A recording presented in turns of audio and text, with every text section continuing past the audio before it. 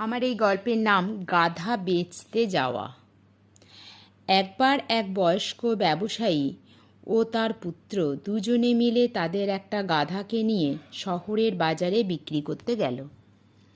তারা গ্রামে থাকত এবং সেই সময় যাতায়াতের কোনো ব্যবস্থা না থাকায় তারা হেঁটে হেঁটেই গ্রামের পথ দিয়ে যাচ্ছিল।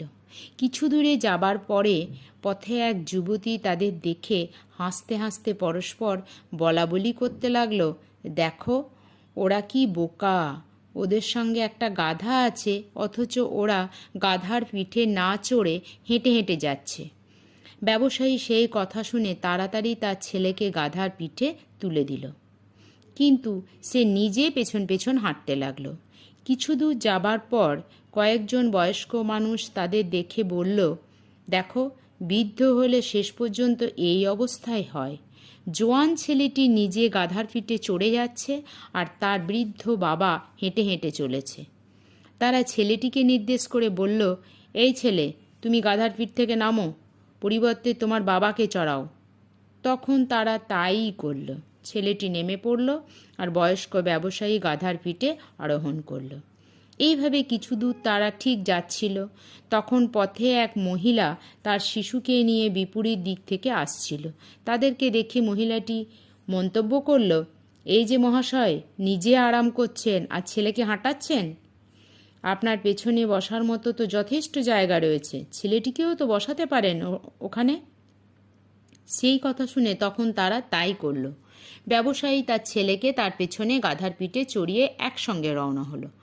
এইভাবে যেতে যেতে কিছু দূর যাওয়ার পর কয়েকজন লোক তাদের দেখে বলে উঠল, এই যে মশাই, গাধাটা কি আপনার নিজের? ব্যবসায়ী সম্মতি জানালো এবং তাদের বলল, হ্যাঁ ঠিক আছে, কিন্তু আপনাদের লজ্জা করে না? একটা নিরীহ পশুকে এইভাবে কষ্ট দিচ্ছেন, বরং আপনাদেরই উচিত গাধাকে বহন করে নিয়ে যাওয়া। ওই লোকগুলোর কথা মতো ব্যবসায়ী তার ছেলেকে গাধাটিকে বহন করার আয়োজন করল।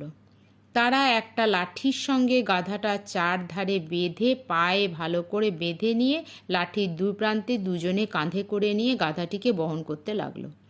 গাধাটিও চিৎকার করতে লাগলো। এই দৃশ্য দেখে রাস্তা সকলে হাসাহাসি করতে লাগলো। তারা তখন শহরের কাছে প্রায় এসে পড়েছে। নদীর ওপরে একটা সেতু পার হতে যাবে মাত্র। নদীর সেতুটা পার হয়ে গেলেই তারা শহরে ঢুকে যাবে। চারিদিকে তাদের দেখে লোকের হাসি আর শহরের হইহট্টগোলের মধ্যে গাধাটি চিৎকার আর ছটফট করার চেষ্টা করছিল। এর ফলে তারা যখন নদীর ওপরে সেতুর পথ ধরে যাচ্ছিল, তখন তাদের গাধাকে বহন করার লাঠি হঠাৎ ভেঙে গিয়ে লাঠি সহ গাধাটি নদীর জলের মধ্যে পড়ে গেল। কী আর করা যায়, গাধাটা জলের তোড়ে ভেসে চলে গেল। এই ঘটনায় ব্যবসায়ী ও তার ছেলে লজ্জিত ও দুঃখিত হয়ে পুনরায় ঘরে ফিরে চলল। তাদের না রইল গাধা আর না জুটল গাধা বিক্রির অর্থ, দুইই গেল।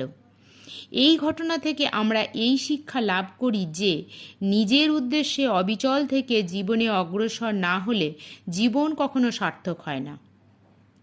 তা কেবল সময়ের অপচয় মাত্র।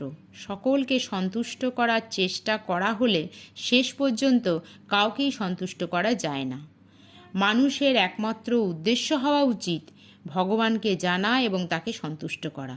এর অন্যথা হলে এই মনুষ্য জন্ম ব্যর্থ হয়।